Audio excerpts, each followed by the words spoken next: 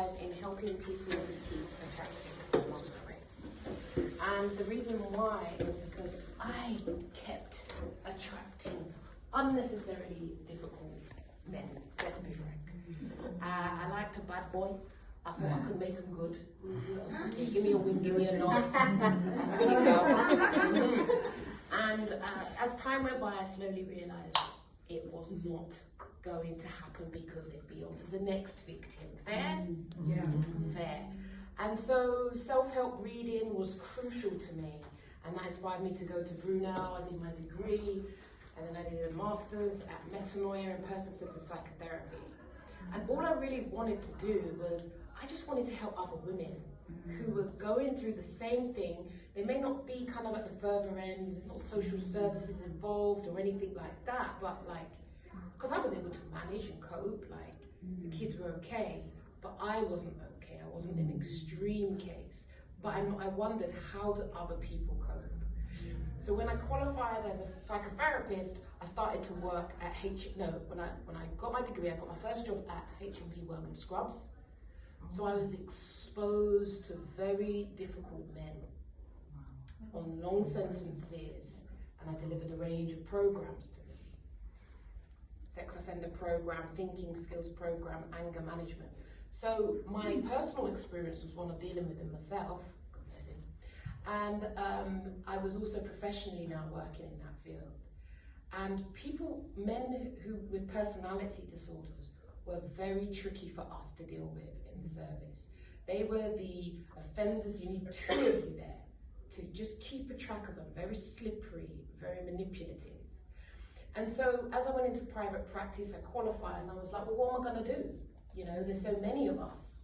And I thought, well, I'll just specialise in what I know, you know what I'm saying? Why not, right? Specialise in what I know. And so I did, and people came, and my first office was in Christchurch in Hillingdon. Anybody familiar? And over time, I've just niched down to helping empaths. Are you familiar with the term empaths? Who's familiar with the term empaths? So one of the things I do is I use very everyday language to relate to people, because these are the terms that people are starting to research. I'm an empath. Empathic people tend to be very agreeable. We don't like saying no. We feel guilty if we say no. Anybody know what I'm talking about? Yeah? We avoid conflict. We smooth things over. I see your smiles. Yeah? Especially us helping professionals. I know us. I am you, you are me. And that is a really important factor to be conscious of when often my clients who start Googling, that's how they end up. They think, oh, you know, they're dealing with a tricky personality, so they'll throw it into Google. You know, why is he like this? And then I go, oh, I need boundaries, right? So then all my people come to me like, okay, you know, I'm trying to do boundaries. Well, I say you can't do boundaries. So everybody's YouTube searching, everybody's Googling, but boundaries are very difficult. You can understand it because you've read it, you might have got the book, you might have it on your t-shirt, you know what I'm saying? You might be doing your downward dogs and your yoga. However, it's very difficult to put the boundary in place. Why? Because of the guilt reflux. Because we've been yes people. We don't like to say no. We've been highly agreeable. And when you add family, culture, class into the mix, there may well be a super duper high expectation that actually you do what is expected. So often empathic people, highly agreeable, avoid conflict, they really don't know what they actually need because we are so hyper attuned to the needs of others.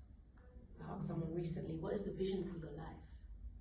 You would have thought I would ask her how to work out the formula for the expenses for Hillingdon on an Excel spreadsheet. She had never been online. You would have thought I'd asked her the formula. It was mind-boggling to her.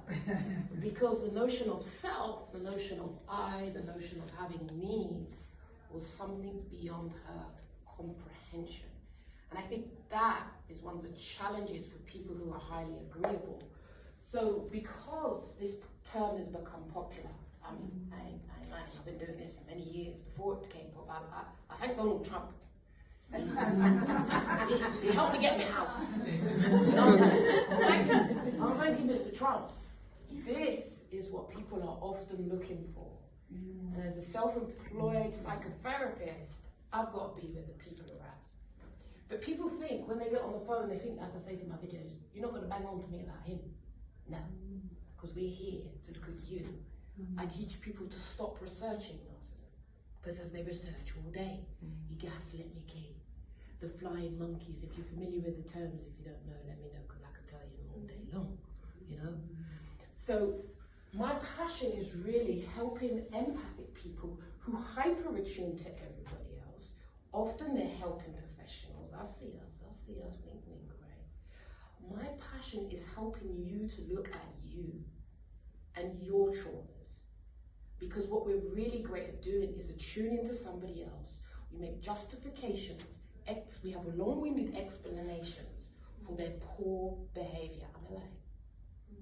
We can justify it. We reframe it. They never got kisses by their mum. They didn't, their dad left. I said, okay, well, he got a story, but what's yours? Empathy, for empathic people, often we haven't had parents who are tuned to our needs. For whatever reasons. If you know what I'm talking about, give me a head nod, a like, a heart, or something like that. Yeah? So one of the ways we had currency was by being exceptionally helpful. For some of us, that was the way that we were seen. We were valued for that. Empathic people always tend to be looking for external